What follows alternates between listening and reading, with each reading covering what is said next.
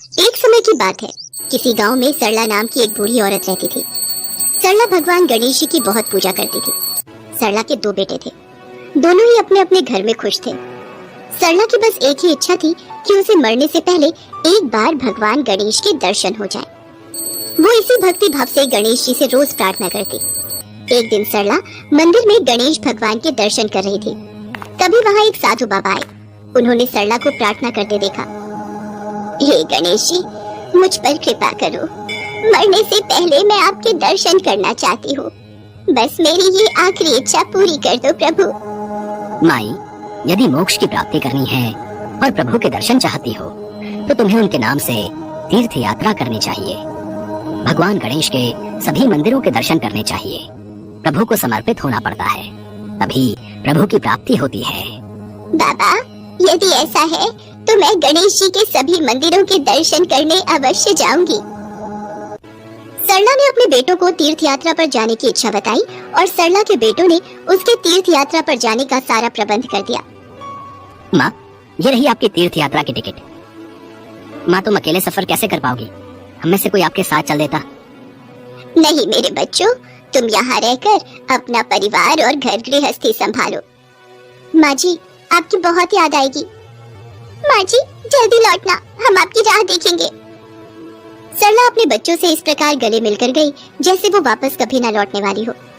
सरला देश के प्रसिद्ध गणेश मंदिरों के दर्शन करती और गणेश जी के नाम का जाप करती रहती। ओम श्री गणेशाय नमः, ओम श्री गणेशाय नमः, ओम श्री गणेशाय नमः। ऐसे ही शहर शहर मंदिर मंदिर घूमते हुए एक दिन सरला गणेश मंदिर के दर्शनों के लिए प्रतीक्षा में थी। बारिश भी उस दिन तेज थी। वो मंदिर के बाहर एक धर्मशाला में रुक गई। वहीं उसकी मुलाकात दो और महिलाओं से हुई जो उसी की तरह बूढ़ी थी। बहन, बस अब तो कल सुबह ये बारिश रुक जाए, भगवान गणेश के दर्शन अच्छे से हो जाएं। पर बारिश है कि रुकने का नाम ही नहीं ले रही। थोड़ा मौसम ठंडा हो गया है, कंबल निकाल लेती हूँ।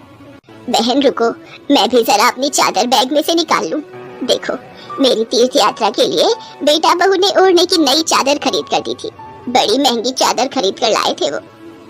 सरला उन दोनों की बातें सुन रही थी। वो दोनों बूढ़ी औरतें घर परिवार की बातें कर रही थी और सरला भगवान गणेश के नाम का पाठ कर रही थी। गणेश जी ये सब अपनी दिव्य दृष्टि से देख रहे थे। वो उन तीनों की परीक्षा लेने के लिए एक भिखारी के रूप में उनके सामने प्रकट हुए। बारिश में मेरे सारे कपड़े भीग गए हैं। माई, कुछ ओढ़ने को दे दो, बहुत ठंड लग रही है। मुझे कोई अपना कंबल या चादर दे दो।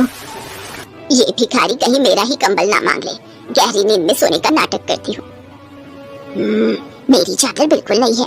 अगर इस भिखारी ने मुझसे मेरी चादर मांग ली तो मैं क्या ओढ़ूंगी? वैसे भी मेरी ये चादर नहीं है। अभी तो ना जाने कितने साल और इस चादर का इस्तेमाल करूंगी।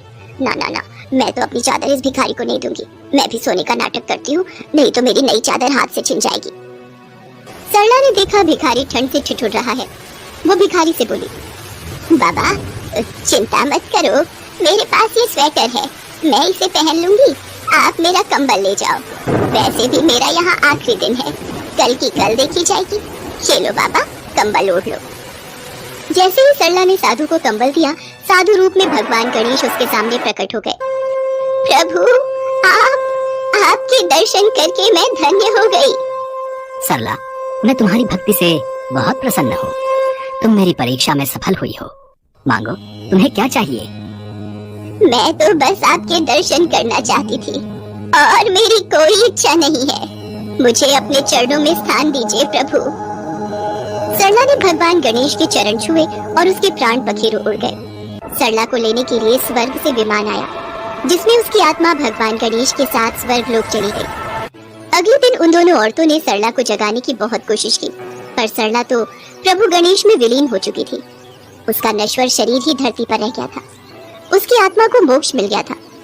आसपास के लोगों ने देखा, सबने यही कहा, सरला तो भगवान के द्वार चली गई है। वो दोनों औरतें मंदिर में दर्शन करके अपने अपने घरों को लौट गई। सरला के बेटा बहू ने सरला का अंतिम संस्कार किया। वो जानते थे उनकी माँ की आत्मा को भगवान गणेश ने मोक्ष प्रदान किया है।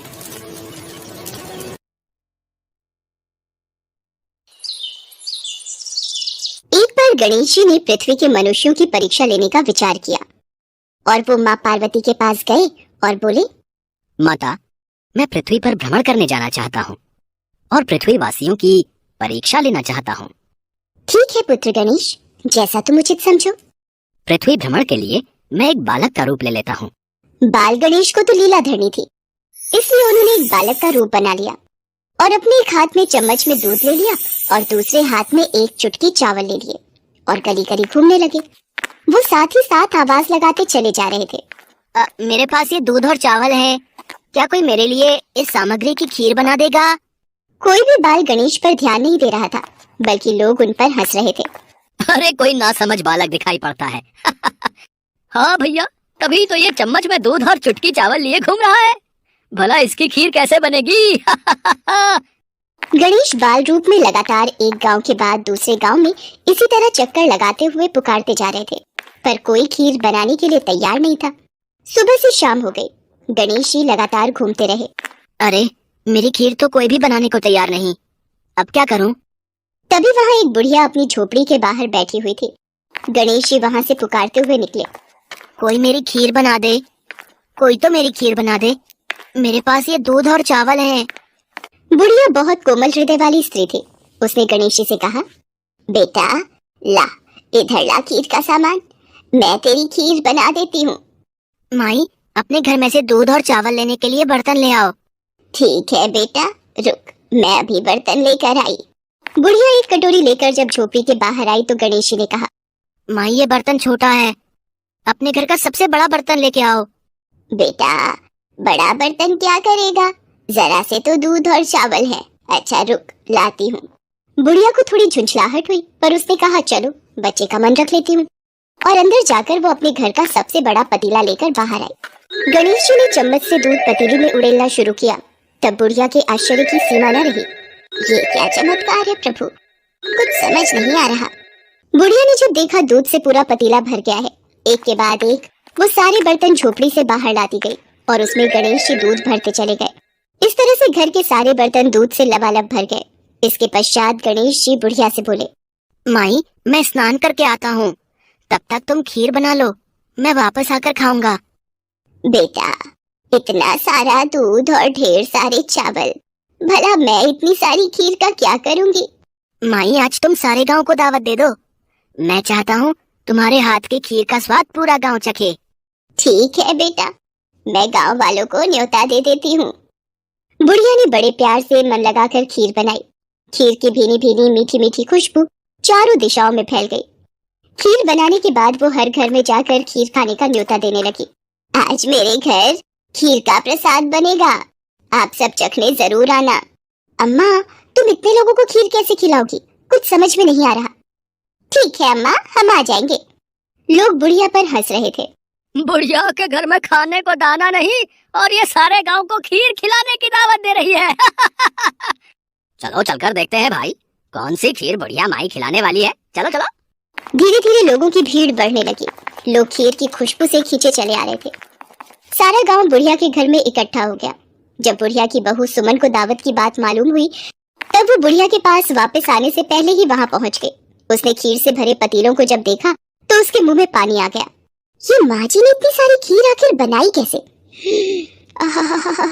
पर अभी तो खीर की खुशबू इतनी अच्छी लग रही है कि कुछ और सोचने की जगह मन कर रहा है बस जल्दी से इस खीर को खा लूं। बहुत जोरों की भूख भी लगी है। खीर को देखकर सुमन के मुंह में पानी भर आया। एक कटोरी में खीर निकालकर वो दरवाजे के पीछे बैठकर खाने की तैयारी करने लगी। इसी बीच खीर कटोरी में डालते हुए कुछ बूंदे नीचे गिर गई और गणपति जी को भूख लग गया। वो प्रसन्न हो गए। अब पूरे गांव को खाने की दावत देकर बुढ़िया वापस अपने घर आई तो उसने देखा, अरे बेटा तू आ गया स्नान करके, खीर तैयार है, चल बेटा मैं तुझे गरम गरम खीर परोस देती हूँ। माई भोग तो लग चुका है, तुम्हारी बहू ने मुझे खीर का भोग दे दिया, मेरा पेट पूरी तरह से भर गया है, मैं तृप्त हूँ। अब तू खा, अपने परिवार और सारे गांव वालों को खीर खिला। पर बेटा ये तो बहुत ज्यादा खीर है, सबका पेट भर जाएगा, इसके बाद भी ये बच जाएगी। उस बची खीर का मैं क्या करूँगी? माई जो भी बची खीर होगी उसे रात में अपने घर के चारों कोनों में रख देना। मेरे कहने पर तुमने इतने प्रेम से खीर बनाई, तुम्हें गणेश की चमत्कारी खीर बनाने का मीठा फल अवश्य प्राप्त होगा। ये कहकर मानो वो बालक ना जाने कहाँ गायब हो गया। इतनी देर में गांव वाले भी आ गए। बुढ़िया ने भगवान गणेश का ध्यान करके सब गांव वालों को खीर का प्रसाद बांटा। जब सारा गांव जी भर कर खीर खा चुका, तब भी ढेर सारी खीर बच गई। ये खीर बच गई, इसे चारों कोनों में रख देती हूँ। अगली सुबह बुढ़िया जब सोकर उठी, हे गणेश, हे गजानन, गणपति महाराज, ये मैं क्या देख रही हूँ? पतीलों में खीर के स्थान पर हीरे जवाहरात और मोती भर गए हैं। विघ्नहर्ता गणेश जी, उस बालक के रूप में स्वयं आप ही आए थे। आप तो मेरे जीवन के बारे न्यारे कर गए प्रभु। बुढ़िया को दयालुता का फल मिल गया। उसकी सारी दरिद्रता दूर हो गई और वो आराम से रहने लगी। बुढ़िया ने गणपति जी का एक भव्य मंदिर बनवाया और साथ में एक बड़ा सा तालाब भी खुदवाया। इस तरह उसका नाम दूर दूर तक